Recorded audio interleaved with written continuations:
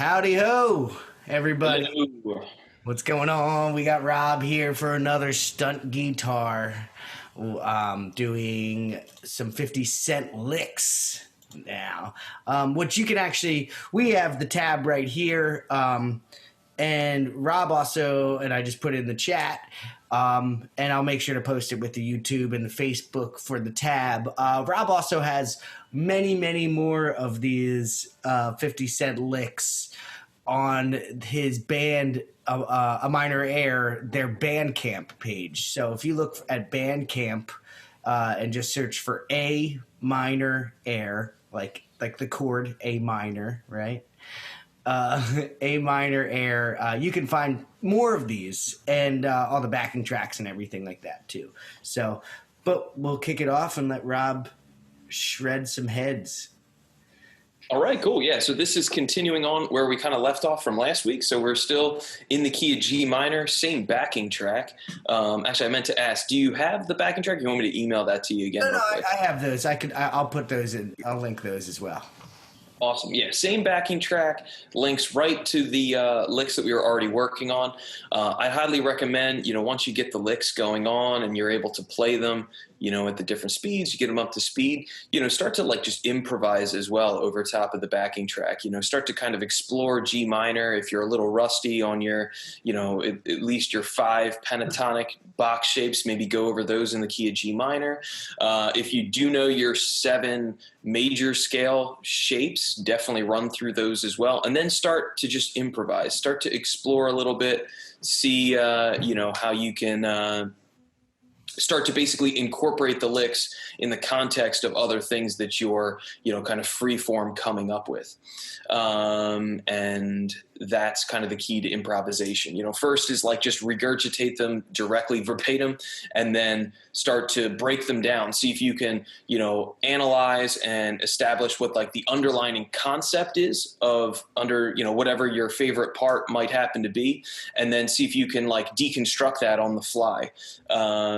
Cool. So continuing on, these two are actually some of my favorite ones that I've, kind of licks that I've come up with along the way. A bunch of open strings for both of these. We're also going to be using a decent amount of palm muting in a couple kind of specific spots to help give it a little bit more shape. They're kind of just run-on sentences of 16th notes. So, and the idea here is that, we're not really going for, we're going for aggression, not necessarily, overall pacing. Sometimes you want to, kind of attack a solo. So that's kind of the approach that we're taking. Why don't we double check, I guess, that you can hear my guitar well enough? Yep. Seem okay? And then this is with the backing track. Yeah, backing track might be maybe bring it all up just a little, just a tad, if possible.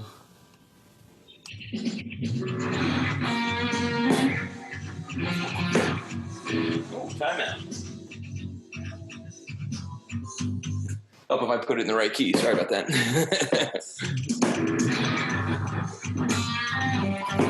Yeah, that sounds much better.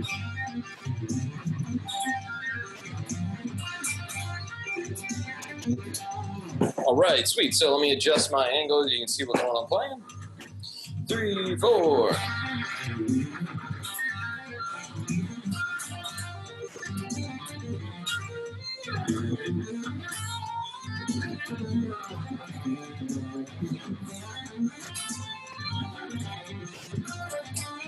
So that's 1.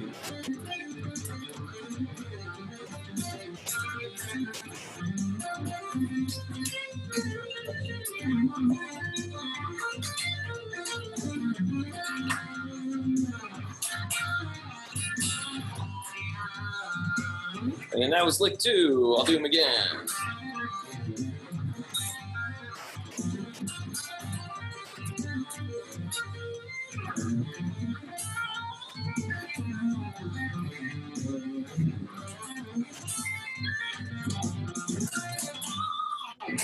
I'll let it come back around. I'll do lick 2 again. There it goes.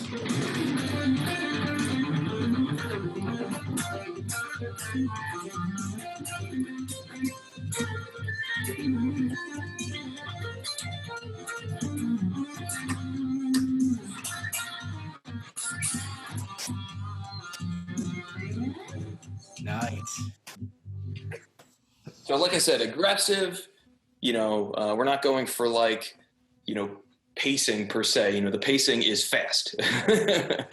Pacing is aggressive. So both of these licks are designed to flow really one right next into each other, lick number one and lick number two.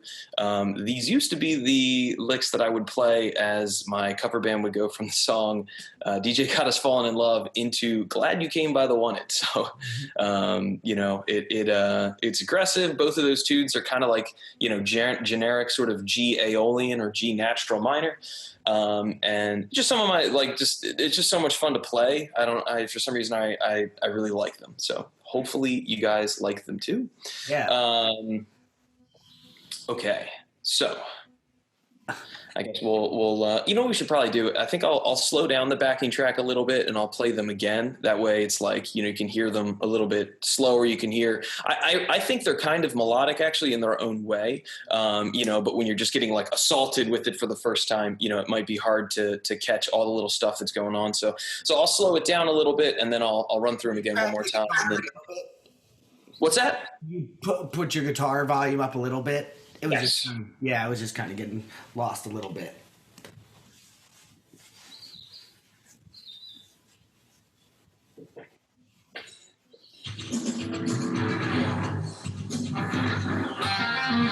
Now slow it down a little more, actually.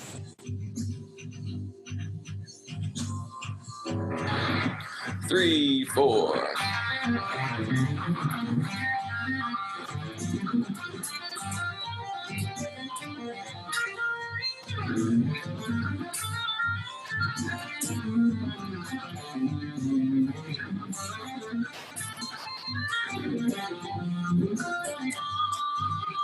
And lick two.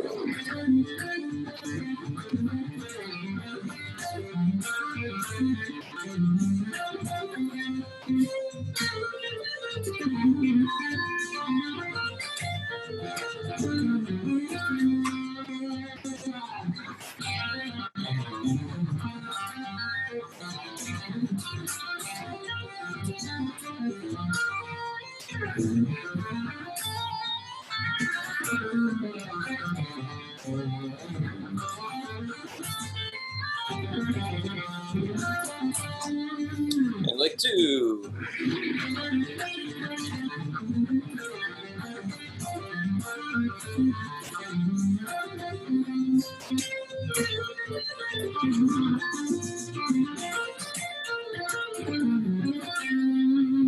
Bring out a backing track on the last one, but you get the idea.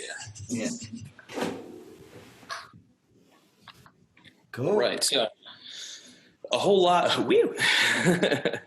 A whole lot of this is going to involve open strings. So remember that in the key of G Aeolian, a lot of this is just G natural minor. So our notes are going to be G, A, B flat, C, D, E flat, F, and then G. So that means you've got a bunch of strings that line up with that. Your E string won't, so don't do that one open. That might sound kind of bad, but your A string will, your D string will, and obviously your G string will. So that's kind of where we're getting started, is we're doing this little open string kind of move just on the beginning of number one. So let me pull up my tab to make sure that I'm explaining it correctly. It's like licks that I've been playing for so long. Sometimes when I try to explain them slow, it doesn't go so well. So we're starting off with like a real simple, it's almost like pentatonic, just open string.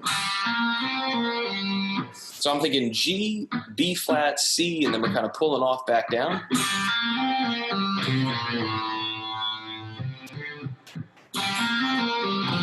Oops. Like I said.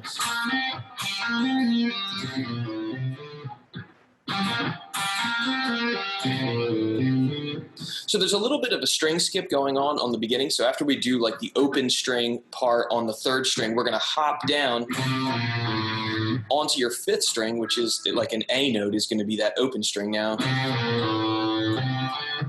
And we're doing like pull-offs down to open and then using that open string to let our hand shift back up the neck. That's where it makes open string so cool, because when you hit that open string, your hand can be going anywhere and you're not going to hear it. It's going to get kind of masked or hidden.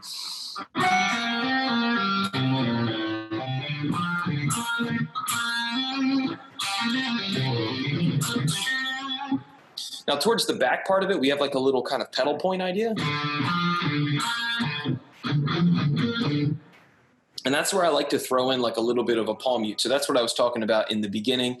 You know, the palm muting is going to help give it some shape. It's going to help give it some contrast away from the smoothness of the legato. A lot of these licks are really just, you know, all kind of legato, a little bit of hybrid picking, and a little bit of like sweep picking here and there, like economy picking. So, you know, anything that we can do to help give it that shape, I think is going to go a long way. So, you know, remember that a pedal point is just when you play one note repeatedly and then change another one. And there's a whole bunch of different pedal point ideas you could do. This is probably one of the simpler one where we're playing a note D. So kind of like going D, F, D, B flat, D.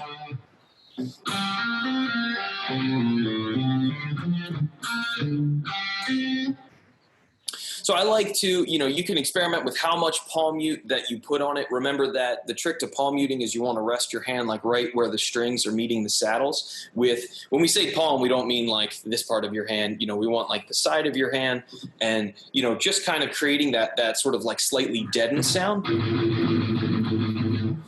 You can experiment with it. You can move your hand forward a whole bunch and really squash it, or move it back and almost barely, you know, affect it. So just play around with it. Just be creative with it. For me, it just kind of depends on my mood. If I'm trying to be like extra aggressive, you know, then I'll palm mute a little more. If I, you know, don't want to be quite as aggressive, then I'll palm mute less. So just, you know, have fun with it.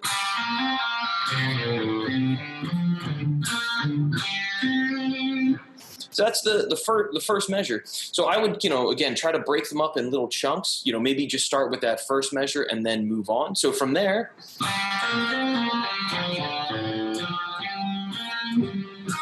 oops.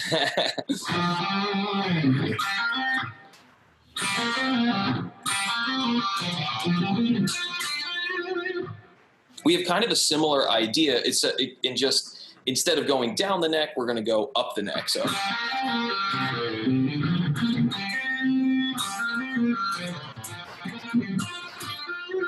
And another just kind of pedal point idea.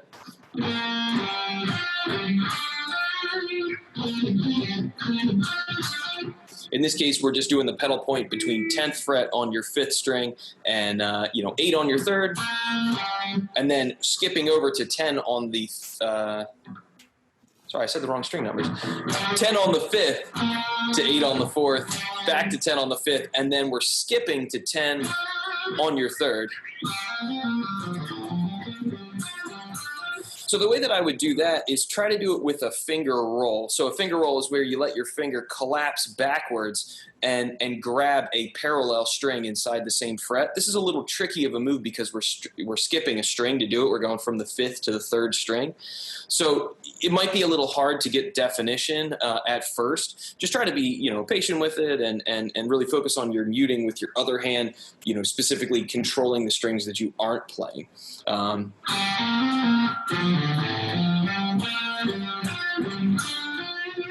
Once you get the hang of it, it's definitely nothing too crazy. So basically, you know, the first two measures are a theme or an idea, basically starting with this, and then either moving down the neck, or then the second part is moving up the neck. So you could break it up maybe in those first two measures.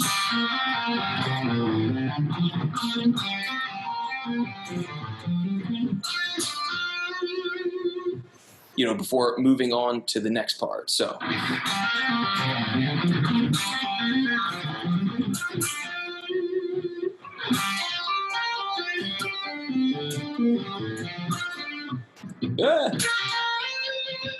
There we go.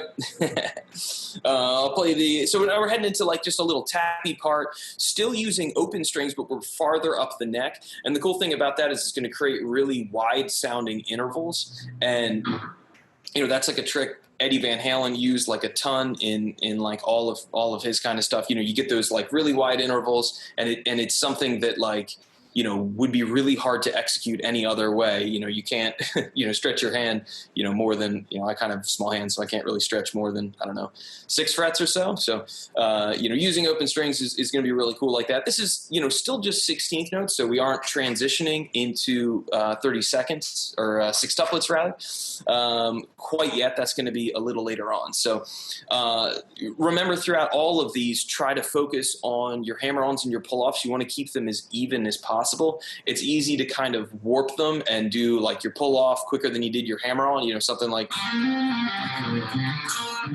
something like that. So, think like nice and even, 1E and a 2E and a 3E and a, if it's too hard to do 16th notes slow, you can always like reduce it to 8th notes. So like 1 and 2 and 3 and 4 and, something like that.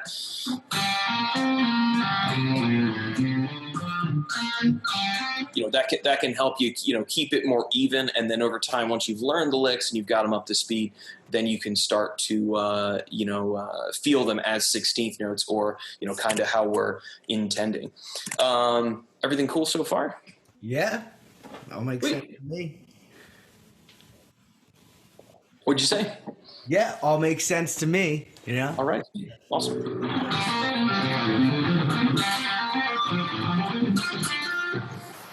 So now in the third measure, we're moving up the neck.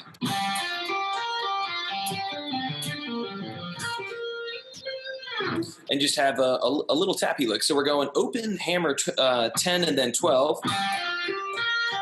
And then you're going to tap at 15. And then right back down to open.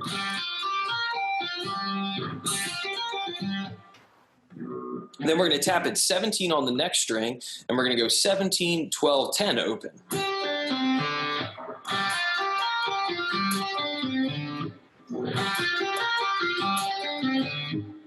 And then you're going to do kind of the same idea, but we're going to change what our left hand is doing. We're going to go 17, 13, 10 open. Oops.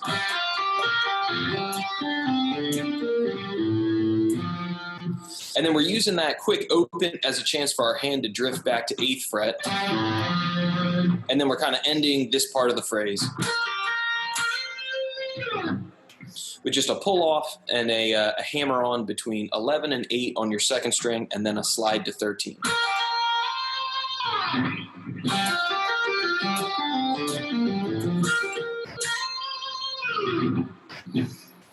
So probably a good idea is break it up in the first 2 measures and then work on the second basically measure and a half from there, because in the middle of the 4th measure, we're going to basically be starting a new approach kind of harmonically. So that would probably make sense to break it up like that. So just do...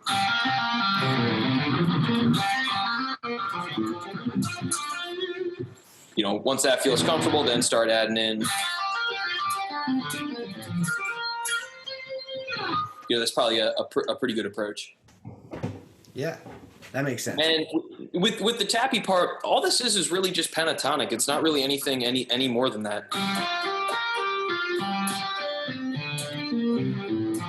So our left hand is kind of living in like box number 4.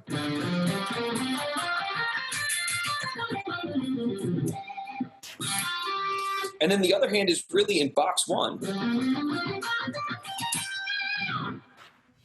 And if you can get good at visualizing like that, and you can really come up with a bunch of interesting tapping lines, almost improvisational, just spur of the moment. So that's something that I like to do all the time. I'll get some sort of like a theme running with your left hand, and then you just start to add some taps here and there. It's one of the things that makes tapping so cool, because it's real easy to implement it on the fly, whereas if it's like sweep picking or alternate picking, you kind of have to have at least a little bit of the basics worked out ahead of time. But with the tapping, it's like you just start moving your hands and tapping, and you got something kind of crazy going on. So yeah, I just saw there's another music school that I follow that's been doing similar things like that we're doing, but they've been like seeking out kind of like celebrity guitarists to come in and do stuff. And they had the lead guitar player from Shinedown. Okay. And it was interesting to hear his takes on like he was very actually like humble in that he was like, I don't know what I'm doing, Like, not that I just like I don't know anything about theory. Like I mean, like, and he was like, and not just like wear that as a badge of honor. He's like, I'm an idiot. Like I should know more. Like people think I'm this, a very great guitar player. And he's like, and it's really like I'm the worst musician in the band. But he talked about how like I get somebody he was on tour. They were on tour with somebody. I can't remember who they were on tour with. But anyway, the other guy was like talking to him, but he was like, dude, your picking is a mess. Like the other guitar player, like from this other band, I can't remember who he was talking about. It was like a metal band that I knew about though. Like, and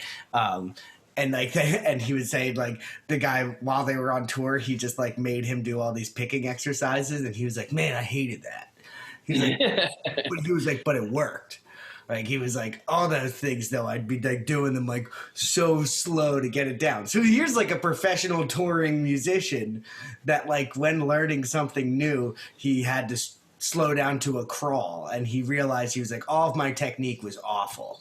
So, and he said it was pretty cool. He said like that he said like the bass player in my band a better guitar player than I am, and and he was like about half the solos on the album are actually our bass player.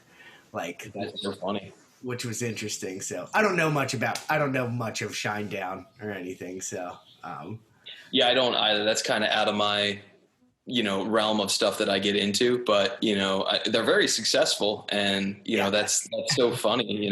I wonder if that affects his pay rate. If he's not on the record, why are you paying him, right? Oh no, he was. No, they talked about that even though that like they're very cool about like everything gets shared through the whole band. Like it's not like that. I think when you've gotten it, yeah, I see like Shinedown. I've heard of them and I know they're like very successful, but like I can name you one thing. I couldn't by Shinedown, so it's like But he was cool. Like he was like, dude, my career happened by accident, pretty much, and it was like, okay, that's yeah. It's I was actually surprised by how humble he was because in the shreddy community and stuff like that, being humble might not always be the. Yeah, some people can be real jerks, like making it a point to be, and like I get it. You work real hard to. Get at whatever level that you're at, and like, yeah, but I don't know. Being a jerk is you're just being a jerk, though, right? There's no need for it. It doesn't help the person you're talking to. So yeah, most definitely. That's pretty cool, though. That's interesting, and music is kind of funny like that. Well, I think the entertainment business in general is just weird like that. Some people manage to stumble into a career, or stumble into success, and other people work. Really hard, and it takes forever till they get their break. I mean, it's like what Harrison Ford was like, in his 30s by the time he got cast in Star Wars, I think, so it's like, sometimes it takes a little while. That role ended up working out for him pretty well too. Yeah, definitely pretty solid. Not a bad big first starring role, huh? Yeah, seriously. All right. That was just a little aside, but very cool. I thought it was interesting when you were talking about the alternate picking and everything like that. It was like, oh, that reminds me exactly of. And again, a professional musician, touring musician, who when he learned something new, he had to take it all the way down to zero again, and he expressed his frustration with having to do that, like that, like I don't want to go slow, but he was like, I knew I had to, so. And the funny thing is, I'm sure as much as like his picking was a mess and everything, it's like, some people are just one trick ponies. They work on their one trick. They just do their one thing. And I'm sure he's very good at his, one or two things that he does, Blues guy. That's what he was like, dude, everything I do is really blues. Like, he's like, that's all I do. He's like, I know some other scales, but he did the thing with like BB King even, and like played on the same stage as BB King, and he was like, oh, I'm going to show BB by like not playing a ton of notes. I'm going to play everything like with very like just make each note sing and not play too much because he's going to expect me to overplay, right? And then like apparently, so he did his whole thing, and then BB got up and just did one note for 16 bars. It was just like, oh, I see what you were trying to do. Let me show you how you make one note sing. And like, just showed him up with one note, which is like, yep, that's BB King. That's a legendary move right there. Man, sharing the stage with that's crazy. That's crazy. That's really cool. Yeah. I actually was supposed to see BB King at Bonnaroo, but the three girls that I went to Bonnaroo with held me up from getting into the thing, and I saw the last 5 minutes of his set, and that was it. So yeah, that is a bummer. So, don't go with three girls to a music festival if you don't want to try and be on time, I guess. Yeah, it's like, yo, it's BB King. Let's get in there, you know? Yeah. No, but we had no problem staying until 3 a.m. to see Kanye. Well, he is a living legend as well, right? You know, an actual genius. Don't even get me started about Kanye. I know. All right, cool. So so the next part, we're going to kind of change gears a little bit. And we're going to be doing a little bit of chromaticism here. So it's we're starting to kind of do that thing again I was talking about last couple weeks about, you target a couple chord tones and we're just kind of filling in the notes in the middle. And that's a really effective way to use chromatics because you're putting the chromatics on the weak stresses of the beats in the measure. And that's, a great way to make it sound like it quote unquote works. So we're starting with a B flat major 7 arpeggio.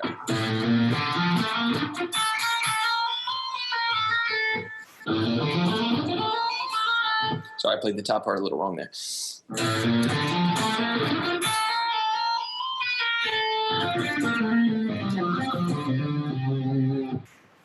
So when you superimpose, like this is like a static G minor sort of genera gent backing track going on. When you superimpose one arpeggio over top of that chord, you're basically going to be able to get at different tensions or different colors. Sometimes there are void notes that you technically, shouldn't resolve or end your idea on. But there's no such thing as really as like a wrong note. It just depends on how you're using it. If you use it in a quote unquote wrong way. So in this case, if we use B flat major 7, the notes in B flat major 7 are going to be we're starting from A, so the major 7. So A, B flat, D, F, and then it just repeats A, B flat, D, F. So the A is the tension 9, which we talked about last week. That's a great note to add to a chord that isn't normally a part of the chord. It pretty much universally will always work over a minor 7 or a major 7 chord. Sometimes not, but for the most part, yes. Then the rest of the notes are all just kind of part of your chord. So the A is the 9, B flat is the 3rd. This is all referring it to to G minor because we're over G minor. We're trying to get at those different colors. So it's 9 minor 3rd, the 5th, and then the flat 7. So when we do that, we're not going to have the root, or we're not going to be playing a G note. Which, if you know anything about, like, if you're trying to play over changes with jazz, the 5th and the root are actually the first 2 notes that you want to get rid of on most chords. So a guide tone line is basically the critical, most important notes of that chord, basically what makes that chord that chord. It might seem weird to ditch the root, because, well, then how are you going to know what the chord is? Remember, that's like the bass player's job, is to let you know what the foundation is that you're playing over top of. So a guide tone line is like a real effective way of just getting at like the essence, if we're like distilling down our chord. What is the part that matters the most? It would be normally your 3rd, which would be either major or minor. In this case, it's minor because it's G minor. And then the 7th, in this case, which is a flat 7 or the note F. So we got both of those in there, and then we get this tension. We get 9. So again, that's where superimposing one arpeggio on top of a chord, is going to get a more complex sound. I talked about that before as far as like, I used to think when I was going to improvise, I'm just going to think of melody the whole time. And that'll work sometimes, but this is a little bit more complex than just like singing a melody in your head. So that's just something to kind of keep in mind.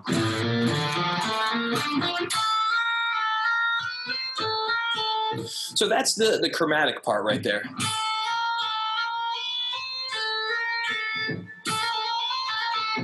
It's all legato. Try to keep it, just as even as possible.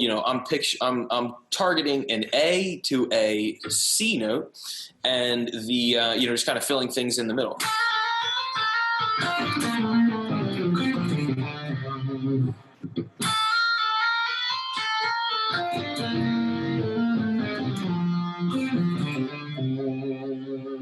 got a little sloppy, but you get the idea. Then from there, we're just basically going back down this B flat major 7 arpeggio. So, and then I'm doing the same thing. I'm just using a quick chromatic to fill in B flat to G.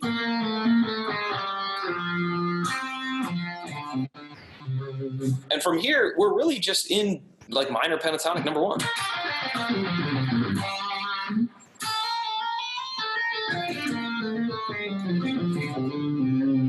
My rhythm got a little weird. The muting was better, but then my muting was, or the rhythm was bad.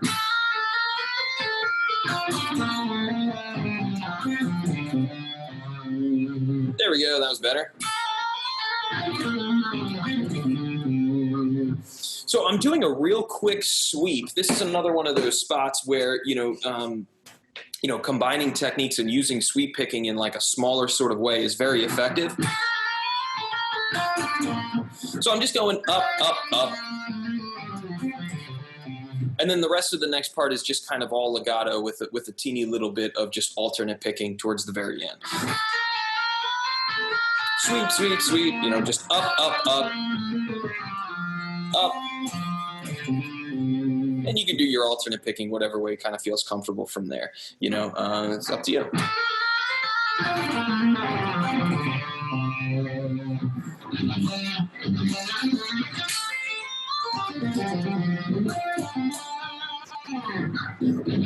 So for the next part, I'm using a little bit of palm muting on, we're just going to play a G note on your 3rd fret 6th string.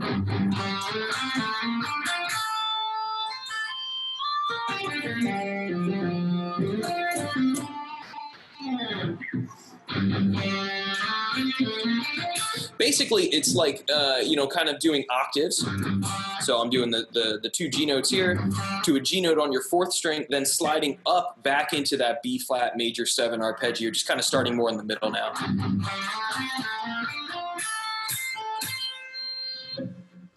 Just doing hammer on pull off between an A and a C.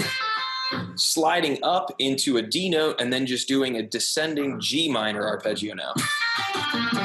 And this is going to be another spot where we're going to use sweeping. So pull off, up, up, up, up. Pull off, hammer on. Sliding into an A note, so that's that 9 again. So we're like real close to G minor pentatonic box number 4. I started off kind of playing a lot of classic rock, so for me, the pentatonics are still kind of the boxes that I visualize, and then I'm sort of filling in the holes with the other stuff, which is a pretty effective technique. A lot of guitar players do that. Take knowledge you already have and just build on top of it. You don't have to start everything from scratch.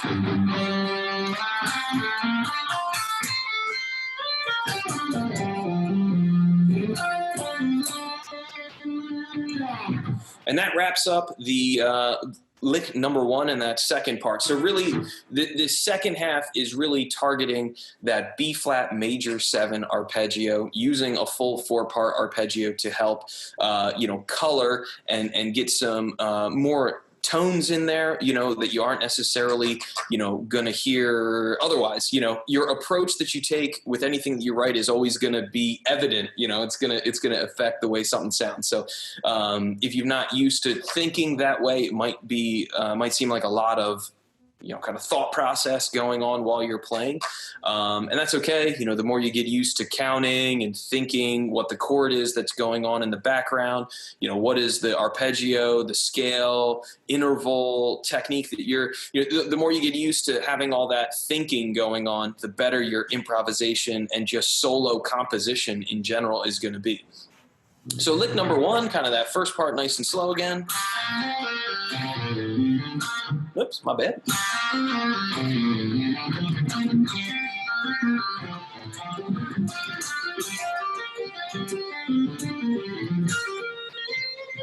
So that's the first half. I would, break it up in that and then work on the second.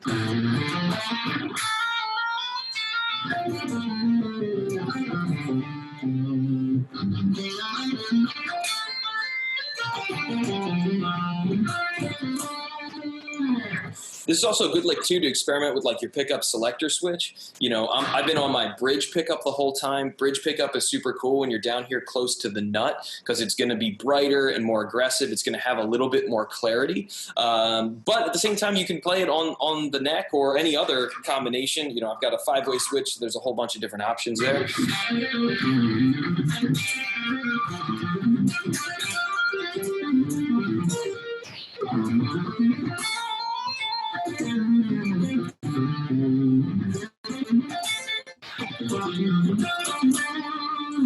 I'll do the middle setting on my guitar.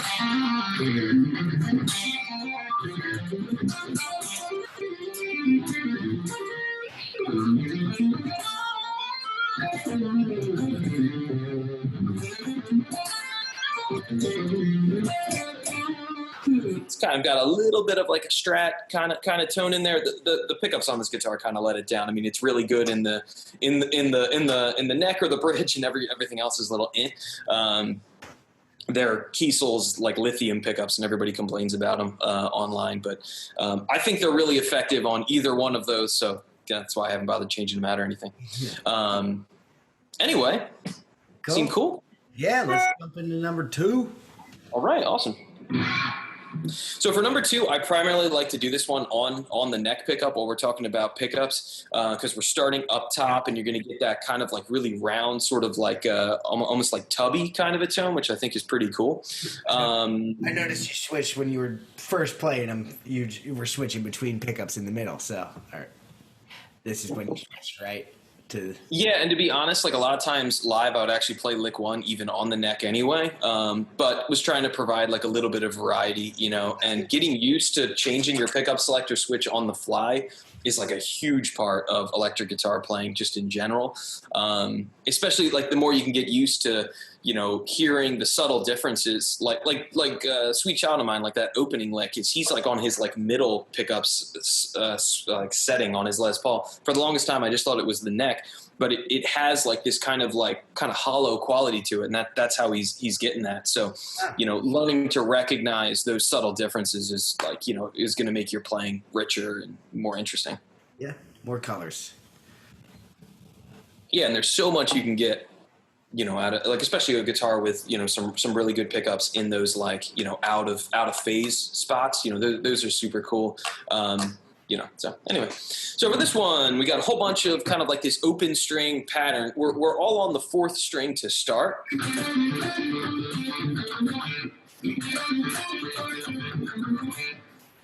That's cool. It's kind of like an off-balance little pattern. Yeah, I think it's super cool. It sounds like a Mega Man level. That's funny. I like to really put a pretty heavy palm mute on the very end of this idea in the first measure. That heavy palm mute again is going to help create some contrast because we've just been kind of like going and going and going nonstop.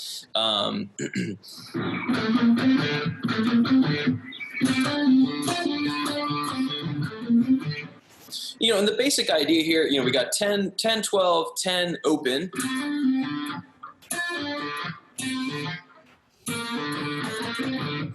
And it's almost like it's like we got 4 notes, 3 notes, 2 notes, 2 notes, like kind of twice. So I think when you're trying to come up with a sequence that like is a little off kilter or an idea that kind of throws off the listener, ideas like that are super cool. Just change your grouping real quick. This is like 4 notes, 3 notes, 2 notes, 2 notes, is kind of the grouping. I keep leaving the one part out. Sorry.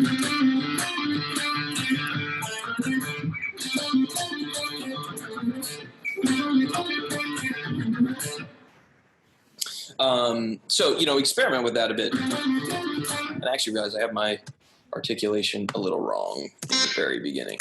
So for the very beginning, I'm picking those first 2 notes instead of doing a pull off. It makes it a little more aggressive. It's, not a big deal if you don't catch that, but then from there, we're going to do a quick slide from 8 down into 5th fret. And again, we're like pentatonic number 1.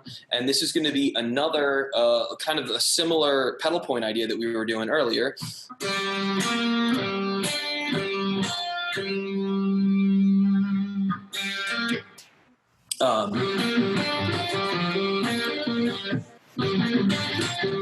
I'm literally, my idea here is just it's up G minor 7, the arpeggio, just all chord tones. So G to B flat, G to D, G to F.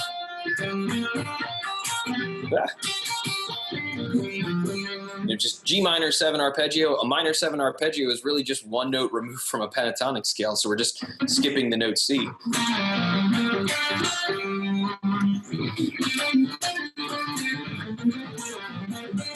I think the quick slide in there too is pretty sweet, because we've got hammer-ons and pull-offs, a quick palm mute, and then now a slide. So we've had like the same technique for a bit, and then all of a sudden a quick change, and then back to more alternate picking. So I think that's like, a great way to create some shape in a run-on sentence when we're just doing, endless 16th notes. I forgot to notate it too, but like in this pedal point, experiment with some palm mute.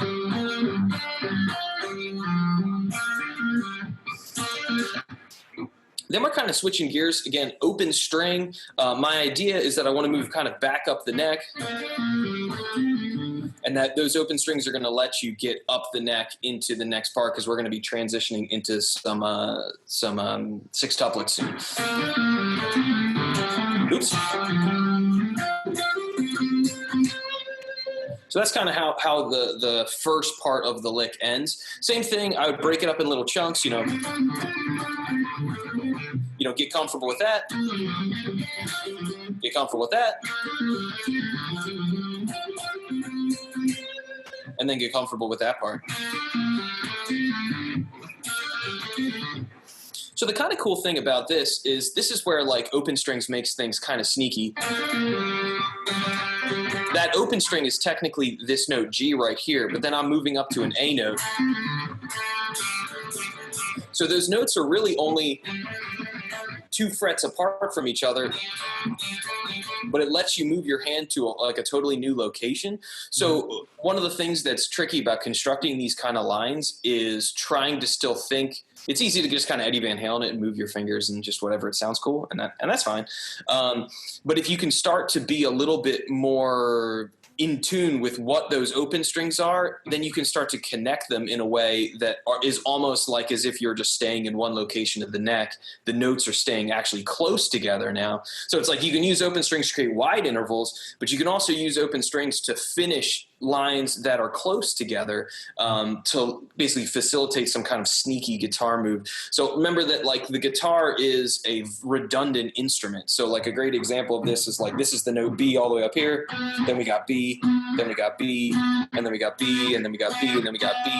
So that's 6 notes B that would look exactly the same on sheet music. So that's why we even use tab in general, because the problem is which B do we want? We have 6 to choose from, so that redundancy makes it complex, and it makes it a little bit of a Rubik's Cube. But when you start to unlock it, it makes it really cool. You can do all sorts of, kind of clever little guitar moves. So that's basically what we got going on here. This is like one that you can't really do on any other. Yeah. Strings are pretty much the only instrument that you can play the same note in 2 different places. I'm trying to think of anything else that would, like violin, kind of. But not like to the string. I guess any string you could do it. But yeah, I'm trying to think of anything else. If you think of anything else, toss it in the chat. Like especially because, and then on like a 7 or an 8 string guitar, it's just you're getting those same redundancies over and over and over again, and sometimes. You end up kind of accidentally fighting yourself. I know I have in like a million things, just not realizing there's another way to play it. There's always another way to play it on the guitar, especially. Which is a great thing actually, but it just can be overwhelming and can be frustrating. So just be patient. Let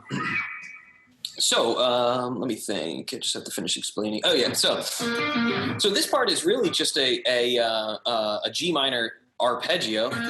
Basically all I've done is again more kind of guitar smoke and mirrors. I've moved the note D that we were playing right here in our pedal point to just over there. So those are the same notes, I've moved it to a new place so that I can do a hammer-on pull-off to it. So that's another reason why you want to move a note to another string, is that if I want to do a hammer-on and a pull-off between B flat and D, I cannot do it over here because it's on string break. You have to move those notes onto the same string. So that's the more subtle reason why you would want to, basically play in a specific position other than just to be higher or lower on the neck. So in this case, it's just.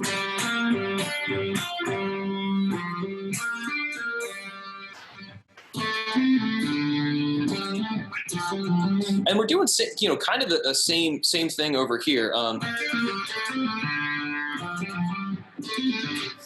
This is going to be an A, C, A pull off to a D, and then I'm going to an F note. So it's all kind of just pentatonic, except that this A note is that 9 that we're throwing in. And then, that note D was over here, and then we're, moving up to grab F, which lets our hand move up the neck to get us into our tappy thing in a second. Oops.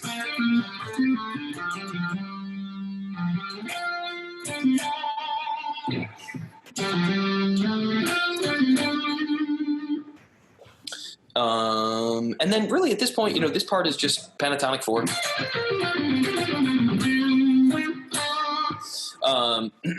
Nothing really, crazy going on there, note choice wise. It's all just kind of pentatonic vanilla ice cream, but like in a cool kind of way.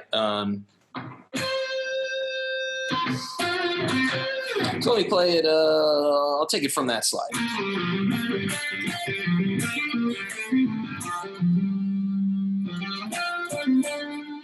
I'm forgetting my own lick. I'm sorry. Hold on one second. It's like I can play it fast. I can't play it slow.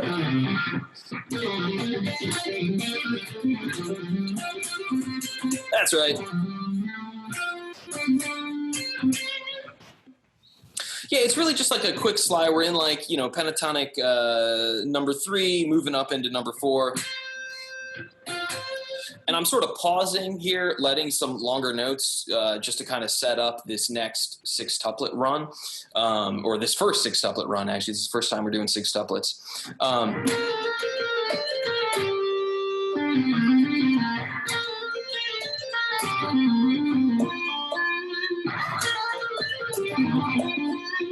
So it's like, you pair some legato with some tapping, and it's going to just sound really smooth. It's going to fly. I was talking last week, too, about stuff that, there's nothing wrong with doing something that's, takes advantage of your instrument, that is a little easier to play. This is like a high percentage lick for me, that I'm not going to screw it up most of the time. And there's absolutely nothing wrong with that. Even if you're in shreddy guitar, whatever, write something that you can play well.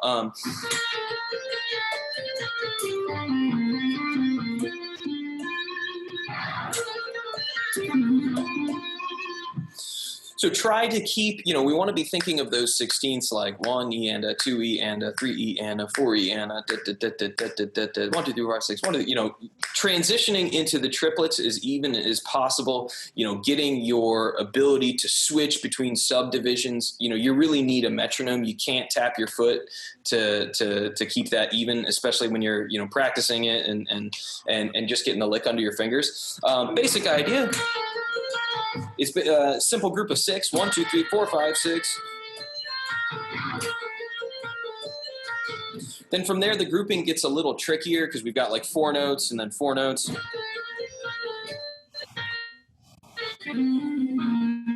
Try to feel that steady pulse.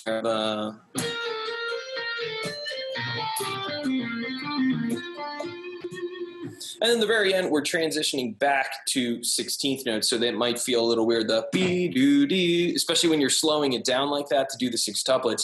Those 16th notes now, we want them to sound real square and be almost kind of like cheesy sounding, maybe even, and then you'll know that you're doing a pretty good job keeping it even. So,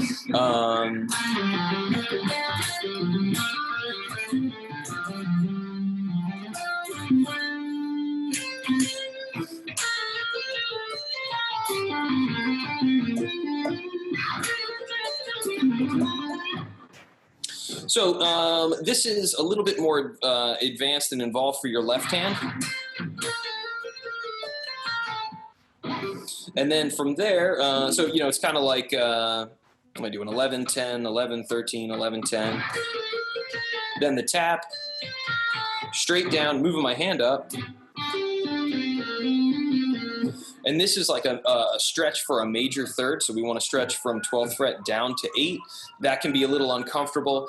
You want to use your middle finger here to play the middle note, not your ring finger. The stronger kind of connection in your hand is going to be middle finger to pinky, not ring to pinky. So.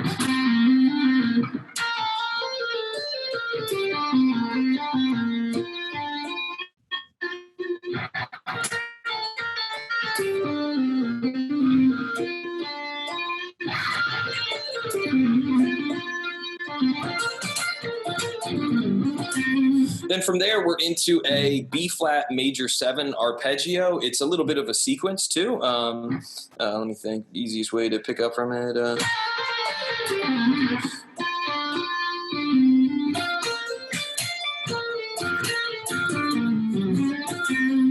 I'm doing a little bit of the hybrid picking thing again.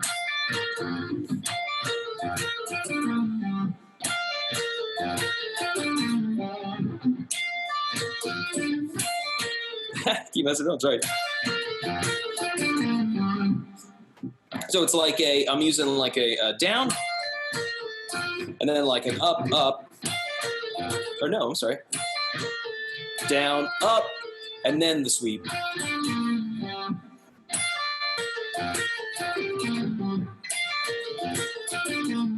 There we go.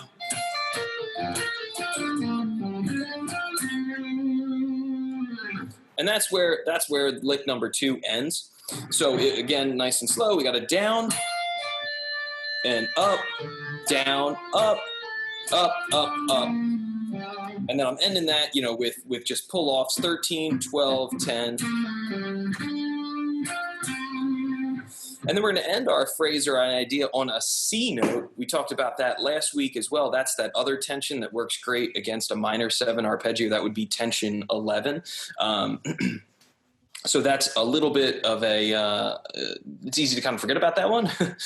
So that's a cool way to end on a note that we haven't ended on yet so far in these licks, and kind of color the chord again in a different way. We've been focusing mostly on either straight pentatonic or the B5 major 7 arpeggio, and now ending, on that C note just, kind of breaks it up a little.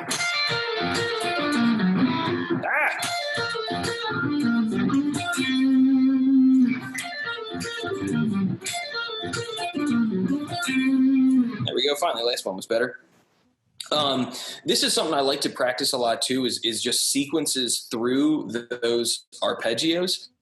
We're doing 4-part arpeggios here. So, sequences are great ways to start to get something kind of musical out of the arpeggios. Once you learn the basic, arpeggio and shape of a position,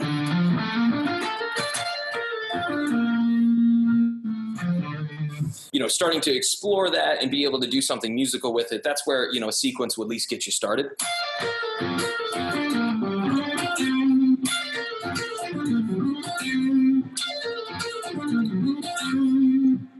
It's another one where, once I'm warmed up, it's going to be there most of the time, so that's good. So I'll play lick number 2 from the beginning, nice and slow.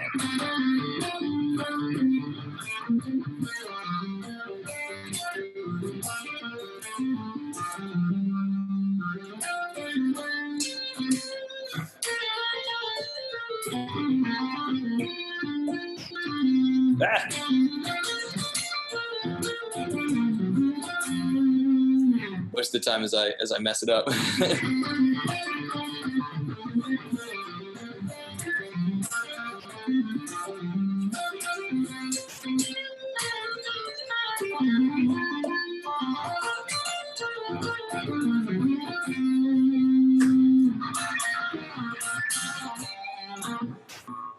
So that is lick number 2.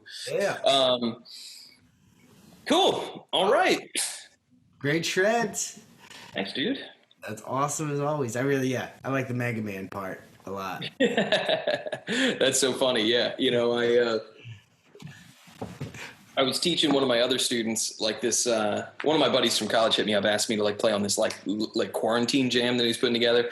Just kind of thing that I sent to him. We were working on it, and it was like all these melodies that he was picking out of stuff that I had wrote that like I wasn't thinking that, you know. So it's funny how, you know, that's kind of the fun thing about music. You know, once you start putting yourself out there, you know, you might be thinking one thing, somebody else is going to hear something, you know, totally different.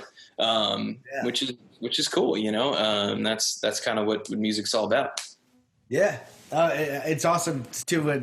We get sometimes where, like, oh, you guys really you sound like this band, and it's a band you've never heard of, and then like you go and listen to them, and you're like, yeah, we kind of sound like that band. That's kind of weird. That like, why do we sound like that band? But you know, genres, and they probably have similar influences that we have, so. Yeah, we end up in the same place, or a similar place, right? Yeah. And most of those bands that people suggest that we sound like, I'm like, okay, they're good. And that's a compliment. Then it's not like yeah, exactly. I'll take that. Right? And some of them end up becoming like, I don't know if that's like my own ego, but they become like bands that I really like. That's awesome. I love just like my band. I like you. Yeah. No, I love discovering, you know, new artists and new music and all that kind of stuff. You know, like always on the lookout for something new. You know, or make me. There's this one guitar player named Jacob Zytecki, and like just the way he plays, he's like your typical. You know, he's kind of in the like Pliny sort of vein of like kind of. It's a little ambient. It's actually very ambient. And it's kind of chopsy, but like not, but it's just, he kind of reminds me of like the first time I heard John Scofield, you know, cause like the first time you hear Scofield, you're like, can this guy even play? It sounds like he's broken, you know? And then the more you hear it, you're like, oh, okay, now I get it. It's sort of like that where you're like, man, his phrasing is so unique though. It really is like, you know, just. You ever listen to Bill Frisell? A little bit, but not too much. Because he does some of that atmospheric out there, wide, just spread out intervals and phrasing that just is like, he does some cool stuff. Like I have to listen more. Yeah, he's one that I'll check out. What'd you say the game name was again? Jacob Zytecki, but his name is spelled like the most millennial Jacob ever. It's like Jakub or something like that. and then Zytecki, Zyteki, something like that. Google will figure it out for me. Yeah, exactly. It's funny, I'm a little picky with him. I really only like one of his records. I think it's called like Ladderhead or something like that is the one that I really like. He does a little bit of singing, and I don't really like his voice very much, but you know, but that there's something about that record. I just think it's awesome. And I think he's an incredible player in general. You know, a lot of times when instrumental guitar player guys start to try to sing, you know, it goes the way of Steve Vai, not the way of John Mayer, you know? No, and that what's funny is talking about a band that I learned about because somebody said that they reminded whichever direction you want to go. We reminded them of them, or them reminded them of us, whatever. And they're called the Bright Light Social Hour from Austin, Texas, and we actually ended up playing a show with them at the North Star Bar back in the day, and like. I was like, you know, fangirling hard at this show. They were like so awesome. And then like soon after that, their keyboard player left the band and they went a completely different direction as a band and like can't stand it. They can't stand it at all. Like now it's like, they had like songs. They had like good songs like that before, and now it's just become like this. It's like a dance party like rave vibe, and I'm like, how did you guys go from this to that? And they were like, yeah, we just there was creative differences with our keyboard player, and I was like, yeah, well, you guys were wrong. Like he was right. You guys should all have been kicked out of the band and like started a new band because like this makes more sense. So You know what's so funny is I bet their new sound is like way more is way more commercially successful. I feel like that's my thing.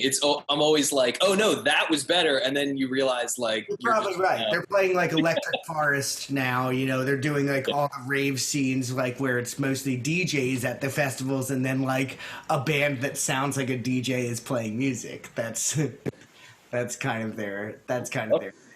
But they had some songs, man. They like I think they won South by Southwest like song contest with like their 1, 2 like they were. That's cool. That one song was called like Detroit. Detroit is the name of the song, and it's like this little bluesy kind of song, like a bluesy ballad, but it like slays. We actually did it as a rock band song at one point, and like the kids all loved it. So yeah, every once in a while I force the kids to play something that I like. Yeah, I mean, well, you know, you got to. If you guys are going to make me do Imagine Dragons every freaking term, then yes, you're going to do one for me every once in a while. Yeah, that's like there's another, you know, just like genre or just, you know, it's like, you know, not my cup of tea, but man, it is successful. It's successful and catchy, and you can't like help but. And look, we can as teachers, we know we can find something to grab a hold of in any song and go like, oh, that's why, that's cool. Like that part has, you know, just because we might not agree with all of our students' musical taste doesn't mean we can't learn something from them. So that's my nice diplomatic way of saying something. Well, it's funny, you know, playing like the cover thing for as long as I have now too. You know, it's like there's a lot of artists that I've ended up like, you know, learning cover songs to and then totally falling in love with. You know, some of them are a little ridiculous. Like I didn't really like Michael Jackson back in the day. I'm like, wow, okay, I get it. I was wrong about that. You know, you learn like a couple lines. Now we're back to not liking Michael Jackson too. Again. Oh man, dude, I'm so stuck on that. Like oh man. I am so stuck with that. Well, Real Feel used to cover Michael Jackson a decent amount, and we just made a decision after those documentaries. Did you guys really? And we're like, we're cutting. We're like, we cut them from our. If we're picking the set, we cut it. If we play a song and they say like, we really want to hear "Don't Stop Till You Get Enough," we'll be like, okay, you asked for it, we'll play it. But and like then when we play it, we're like. You know, it's so awesome because the songs are so like just like and like I get it. I mean, that's what gave him the cover to do what he did because he wrote Thriller and everything. But like, or you know, sang on Thriller. You know, I don't even know who wrote the songs. I don't even know if he did or not. No, he wrote a lot of them. It was like he wrote a ton of it. That's the thing. He's a genius, no question. There's no question in the fact that Michael Jackson was it. He used to apparently like record all the notes like Billie Jean, like those opening chords in Billie Jean. He just recorded them with his voice, note by note, and like would just go bum bum bum, and he never played instruments, but he would do everything vocally. Really? And would just do it note by note and build up things in the recording studio with like Quincy Jones apparently like set him up with like a little tape thing. But Quincy made those songs like no question like he, you know, Michael Jackson knew how to write a hook and knew how to write some stuff, but like then Quincy was like, okay, cool, that's cute. Let's turn that into a triple platinum, whatever album. So, hey man, I mean that's collaboration, right? You know, it's that's like right, yeah. You know, I mean that's the job of the producer. The producer is to like recognize where's the nugget here, where's like the hook, where's the thing that we can turn into this great thing, and then produce. Like get in there and, you know, produce and say yes to this and say no to that and like, you know, and control the creative process, you know, and like have you seen that documentary, the Quincy Jones documentary? I haven't. I got to check that out. That one out. Because like it's crazy how much work the guy has done. Like crazy. Like him and Nile Rodgers probably have done like they've touched every genre across like every it's crazy. Like I think he says like he talks about like years where he's like, yeah, I recorded I think like 500 songs that year, and I'm like, what? Like how are you doing? That's more days. It's more than there are days. And he was like, yeah, I wasn't really sleeping. Like, and it was yeah. I watched this like YouTube documentary video thing about like Stevie Wonder's like incredible run, like when he was putting out like his gold, like just all of his stuff, and like the sheer amount of material, the sheer just like scope of even like covering political subjects, and just absolutely crazy. And like, yeah, anything you do, you'll never be like that. You know, like I keep saying the Real Feel album has taken us now like 6 years to get released, and whenever people are like, "Are you ever going to release that album?" Not that many people are asking, but if they were, I always go like, "Songs in the Key of Life took like 7 years."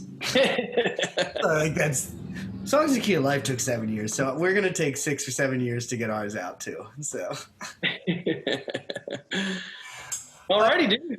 On that note, let's get everybody get the weekend started. Yeah, right. Woo! It's been like a pressure cooker of a week, so yeah. I know, exactly. We're all need to blow off a little bit of steam and just relax. I know, and we're in yellow phase officially here.